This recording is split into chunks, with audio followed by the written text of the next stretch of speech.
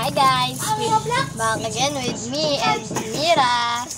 So yun guys, ipaprank, wala yung isa naming kaibigan, si Lira. Ipaprank natin siya ngayon na hindi natin siya papansinin ngayon. Tapos mag-iyak siya doon. Go, wait lang. Andito na siya guys, wait lang.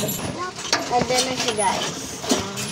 Hi guys, magbablog nga pala kami. Kami dalawa. Ayun, for the go. For the go. Hindi na nga lang, ikisiksik ka pa eh. Guys. Ako si Mira, tapos siya si Celine. And back again with Mira.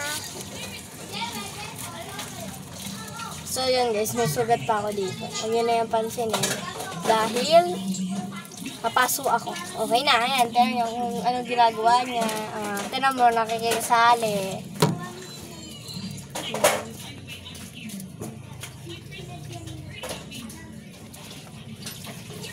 Itan guys. Then, iyak na. Nagalit siya guys. Okay lang yan. That's okay guys. Prank lang yun. Lira, ikaw dito. It's a prank! Kayo na prank namin guys.